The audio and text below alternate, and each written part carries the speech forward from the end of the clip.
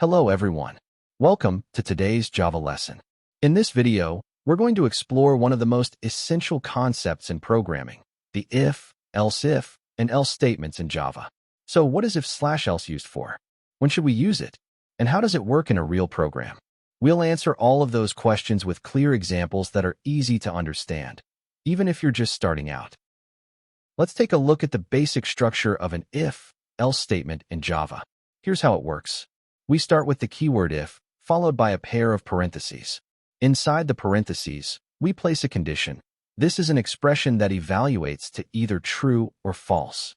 If the condition is true, the block of code inside the first pair of curly braces will be executed. But if the condition is false, the program will skip the if block and move on to the else block, the code inside the second pair of curly braces. So in simple terms, if this is true, do this. Otherwise, do that. Let's go through a quick example. In this case, the condition number is 10, then it's greater than 0. It means condition is true, so the program prints. The number is positive. If we change number to -5, the condition becomes false, and the output would be, the number is not positive. Let's now move on to a slightly more advanced version of the if statement. This one allows us to check multiple conditions using else if. Here's how it works. First, the program checks condition 1. If it's true, it executes the first block of code and skips the rest. If condition 1 is false, then it checks condition 2. If condition 2 is true, it runs the second block of code. If none of the conditions are true, it goes to the final else block.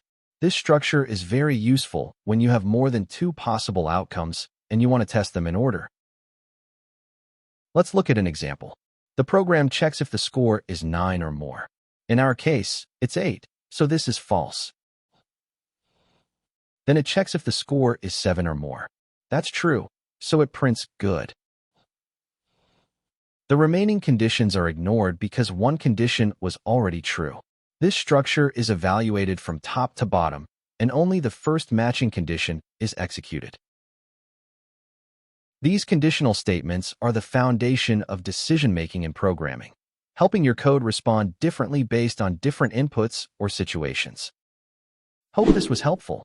Don't forget to like, subscribe, and check the description below for links, documentation, and source code.